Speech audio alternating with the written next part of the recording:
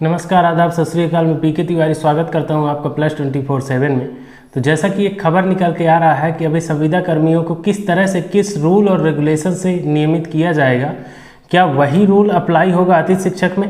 तो ये देखने की बात है। वेट एंड वॉच की स्थिति पे अभी अतिथि शिक्षक हैं कि कब महापंचायत बुलाई जाती है। हालांकि कई लोगों का कहना था कि 25 तारीख को बुलाई जाएगी, कुछ लोगों का कहना था 27 तारीख को बुलाई जाएगी, कुछ लोगों का कहना है 1 तारीख को बुलाई जाएगी, 1 अगस्त को। लेकिन ये कंफर्मेशन नहीं है।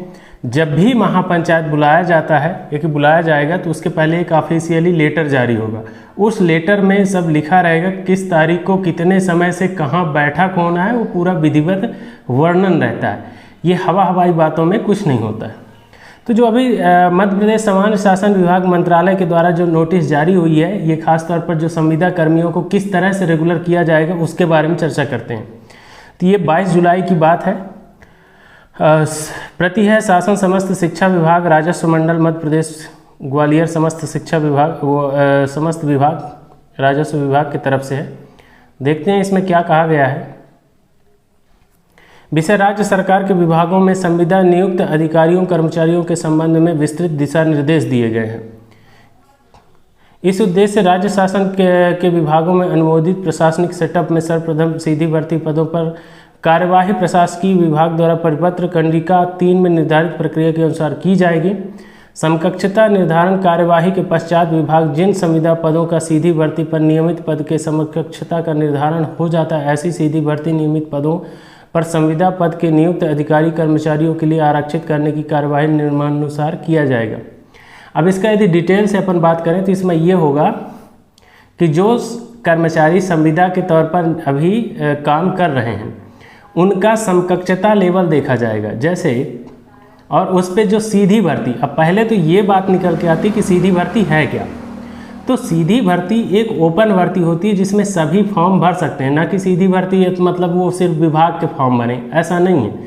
और बैकलॉग में ये होता है कि जो पुराने पोस्ट छूटे रहते हैं जिस कैटेगरी के, जैसे मान लीजिए कि एसटी कैटेगरी है या कि ओबीसी है कि जनरल है, तो एसटी कैटेगरी में 10,000 पोस्ट आ गया कि जनरल में आ गया, और उसमें से एसटी कैटेगरी में सिर्फ 8,000 ही पोस्ट भर पाए या कि पास हुए, तो 2,000 जो पोस्ट बाकी के रहेगा वो कहलाएगा बैकलॉग पद। तो जब नेक्स्ट ईयर फिर से उसी एग्जाम को होगा, उसी विभाग का एग्जाम होगा, तो बैकलॉग में जाएगा। जबकि सीधी भर्ती में ऐसा होता है कि हर कोई परीक्षा दे सकता है, हर कोई उसमें अपीयर हो सकता है, चाहे वो न्यू कैंडिडेट हो जिसको फ्रेशर माना जाता है और चाहे उस विभाग से जुड़ा हुआ हो।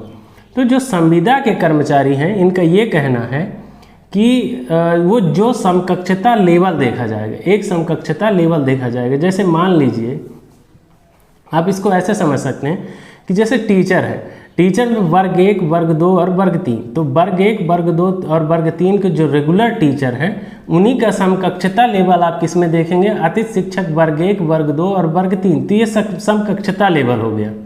अब इसमें ये होगा कि जो सीधी भर्ती होगी उसमें इनकी जो है तो आरक्षण फिक्स होगा। इसमें इसी बात के बारे में बात किया गया है। अब उस आरक्षण का लाभ कैसे मिलेगा, तो ये जो लिखा है 1.41 पे, उसको मैं पढ़ करके आपको बता रहा हूँ, फिर समझा रहा हूँ।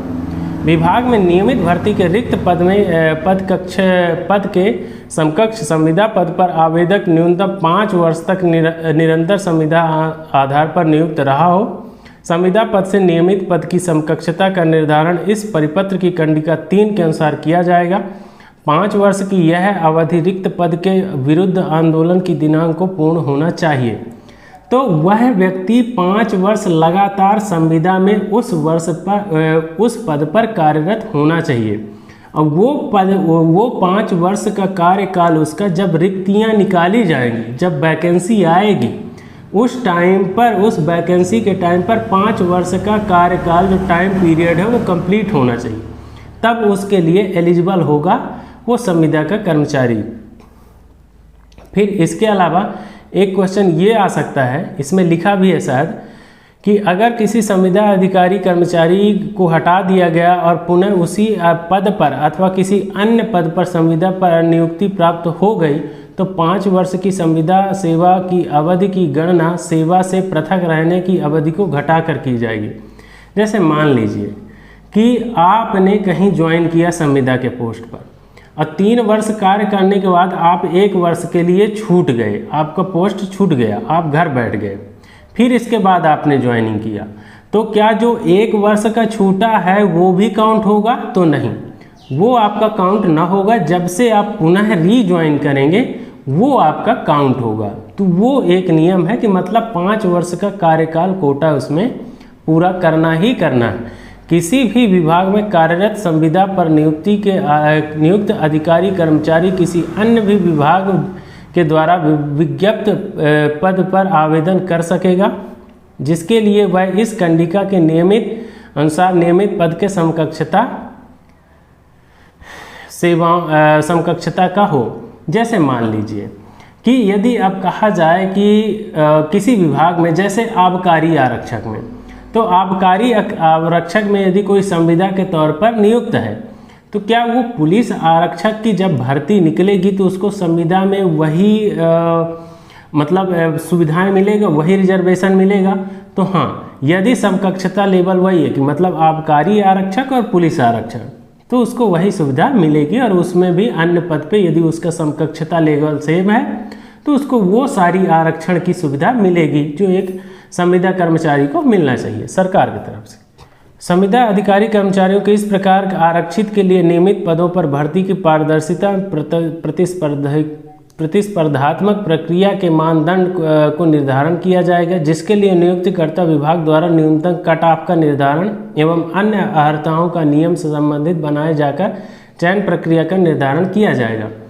अब जैसे इसमें एक निर्धारित कट ऑफ बनाया जाएगा। जैसे आप कट ऑफ को अभी ऐसे समझते हैं, एक मतलब उत्तीर्ण होने का क्राइटेरिया फिक्स किया जाएगा कि इतने नंबर पर, इतने मार्क्स पर ये संविदा कर्मचारी उत्तीर्ण माने जाएंगे, वो एक कट ऑफ फिक्स किया जाएगा। ये सीधा सीधा इसका कहना है। संविदा अधिकारी कर्मचारी एक से अधिक प्रकार के संविदा पदों पर नियुक्त रहा हो, ऐसी स्थिति में संविदा पद के जिस समकक्ष नियमित रहा है उसके बराबर ही उसको माना जाएगा। तो जैसे देखिए, जिस पद पर रहा, इसमें एक ये कहना है कि उसी पद के बराबर वो जब वो पोस्ट निकलेगी, सेम वही बात है। वर्तमान में संविदा पर कार्यरत अधिकारी कर्मचारियों को नियमित पदों के समकक्ष वर्गीकरण करने की कार्यवाही परिशिष्ट 1 के अनुसार सुनिश्चित की जाएगी। परिशिष्ट 1 में जो लिखा है उसके अनुसार मतलब समकक्षता का निर्धारण और किस तरह से उनको रेगुलर किया जाना है ये उल्लेखित किया गया है। अब इसमें इस श्रेणी में आने वाले समस्त संविदा अधिकारी कर्मचारियों का मासिक पारिश्रमिक दिनांक 1 अप्रैल 2018 की स्थिति में समकक्ष नियमित पद के शासकीय सेवाओं को 7वें वेतनमान के अंतर्गत संबंधित प्री मैट्रिक लेवल मूल वेतन 100% के बराबर मिलेगा। इसमें 70-80% वाला नहीं होगा। एक जो सबसे महत्वपूर्ण बिंदु इसमें है वो ये है कि मान लीजिए कि संविदा कर्मचारी किसी एक विभाग पर जा करके और अपने संविदा का आरक्षण का लाभ ले लेता, तो क्या वो फिर से उसमें रिजाइन करके और दूसरे पोस्ट के लिए अप्लाई करके वही रिजर्वेशन पाएगा? तो इसके लिए स्पष्टता कहा गया है कि ऐसा नहीं हो सकता। कोई भी संविदा कर्मचारी एक ही पद पर संविदा के रिजर्वेशन का लाभ ले सकता है।